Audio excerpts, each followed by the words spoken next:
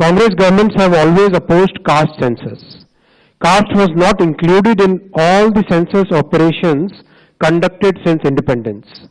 In 2010, then Prime Minister late Dr. Manmohan Singh ji had assured the Lok Sabha that the matter of caste census should be considered in the cabinet. A group of ministers was formed to consider this subject. Most of the political parties had recommended caste census. Despite this, Congress government decided to conduct only a survey of caste instead of a caste census. That survey is known as SECC. It is well understood that Congress and its India alliance partners have used caste census only as a political tool. As per Article 246 of the Constitution of India, the subject census is listed at 69 in the Union list in 7th schedule. According to Constitution of India, census is a union subject. Some states have conducted surveys, I am repeating the word, surveys to enumerate castes. Some states have done this well, while some others have conducted such surveys purely from a political angle in a non-transparent way. Such surveys have created doubts in the society. Considering all these facts and to ensure that a social fabric is not disturbed by politics, caste enumeration should be transparently included. I am emphasizing the word transparently included in the census instead of surveys. This will strengthen the social and economic structure of our society while the nation continues to progress. Under the leadership of our Prime Minister Shri Narendra Modi ji, the Cabinet Committee of Political Affairs has decided today, that is 30th April 2025, that caste enumeration should be included in the forthcoming census. This demonstrates that a government is committed to the values and interests of a society and country. Like in the past, when a government had introduced 10% reservation for the economically weaker sections of the society without causing any stress in any section of the society. Thank you. सरकार ने फैसला किया है कि पूरे देश में जाति जनगणना कराया जाए। देखिए, ये हम लोगों की 30 वर्ष पुरानी मांग रही है और ये हमारे पुरखों की जीत है, समाजवादियों की जीत है, लालू जी की जीत है। आपको पता होगा 96-97 में भी कैबिनेट से जो है पास किया गया था कि 2001 का जो होगा उसमें जनगणना जो होगी उसमें जाति आधारित गणना भी कराया जाएगा, लेकिन उस समय अटल बिहारी जी सरकार में थे 2001 में, तो ये नहीं हो पाया। फिर हम लोगों की मांग थी, मनमोहन जी प्रधानमंत्री बने 2011 में हुई, तो जातीय जनगणना जो है और इसमें इंक्लूड किया गया था और पहली बार 17 महीने में किसी राज्य ने अपने बलबूते जो है कराया, तो वो महागठबंधन हमारी सरकार थी।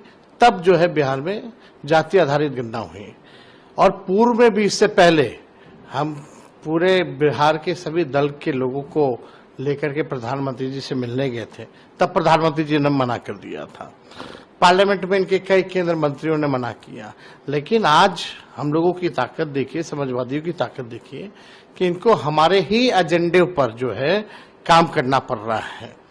तो अब हमारी अगली लड़ाई ये होगी कि जब ये जनगणना होगी जिसमें इंक्लूड किया जाएगा कास्ट सेंसस का भी, तब उसके बाद जब नतीजे आएंगे तो पूरे देश में और पूरे देश के जो विधानसभा चुनाव में हमारी मांग रहेगी कि पिछड़ों और अति पिछड़ों के लिए भी, जैसे दलित और आदिवासी भाइयों का आरक्षित सीटें हैं, उसी प्रकार से पिछड़ों और अति पिछड़ों का भी जो है आरक्षित सीटें जो है वो करनी पड़ेगी। ये लड़ाई हम लोग जो है लेकर के चलेंगे, क्योंकि जो फाइंडिंग्स होंगे, हम लोगों की जितनी आबादी है उस हिसाब से हम लोगों की भी भागीदारी होनी चाहिए। तो बिहार में भी हम लोगों ने देखा, उस तर्ज पे हम लोगों ने पहली बार बिहार ने 65% आरक्षण जो है पिछड़े, अति पिछड़े, दलित, आदिवासी के लिए बढ़ाया था हम लोगों ने। और अभी भी आप देखिएगा कि जब देश भर में होगा अब तो होना है क्योंकि आपका ये परिसीमन होना, परिसीमन से पहले का सेंसस होना है। सेंसस में ये लोग कास्ट सेंसस को इंक्लूड करेंगे और जब इसकी फाइंडिंग्स आएगी तो पिछड़ों के लिए और अति पिछड़ों के लिए भी विधानसभा और लोकसभा में सीटें रिजर्व करनी होगी। ये हम लोगों की अगली लड़ाई होगी। तेजस्वी जी यशस्वी प्रधानमंत्री आदरणीय नरेंद्र मोदी जी को मैं विशेष तौर पर धन्यवाद देता हूं, बधाई देता हूं। बिहार और पूरा देश आज नरेंद्र मोदी जी को याद कर रहा है, जिन्होंने जातीय जनगणना के साथ जोड़ने का काम किया है। बिहार और पूरा देश आज नरेंद्र मोदी जी को विशेष तौर पर बधाई देता है और साथ ही साथ क्योंकि कई पार्टी सिर्फ जातीय जनगणना को राजनीतिकरण करने का काम कर रही थी, इसलिए आज नरेंद्र मोदी जी को मैं फिर से बधाई दे रहा हूं। हुआ है और जातीय जनगणना को मंजूरी दे दी गई है।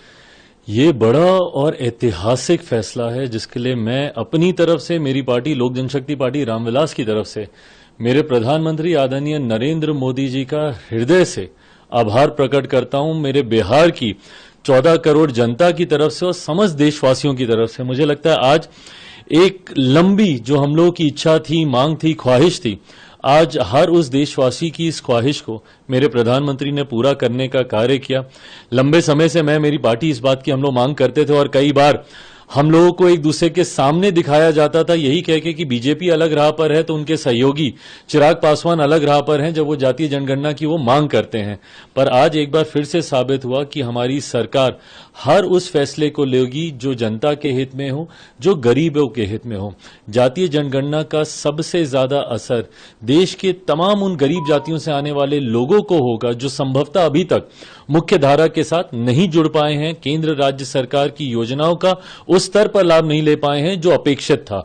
मुझे लगता है इसके होने से हर व्यक्ति को मुख्य धारा के साथ जुड़ने का मौका मिलेगा और देश 2047 में जब विकसित भारत की बात हमारे प्रधानमंत्री जी करते हैं उस दिशा में, उसकी नींव को मजबूत करने की दिशा में ये एक मजबूत और देखिए, एक बहुत ऐतिहासिक फैसला है जो प्रधानमंत्री नरेंद्र मोदी जी ने लिया है और प्रधानमंत्री मोदी जी हमेशा देश की भावनाओं को समझते हैं और देश की भावनाओं का सम्मान करते हुए इस भावनाओं के अनुरूप काम करते हैं। ये एक बहुत ऐतिहासिक फैसला है और इससे निश्चित तौर पे जो हमारा पिछड़ा समाज है, दलित समाज है, पासमानदा समाज है, उसके उत्थान के नए रास्ते खुलेंगे। उसके उत्थान को हम नए आयाम पे ले जाने का काम करेंगे। जो हमारी जातिगत धुरी है, देश के विकास में जो हमारी जातिगत संरचना है, ये इसके विकास की एक धुरी है।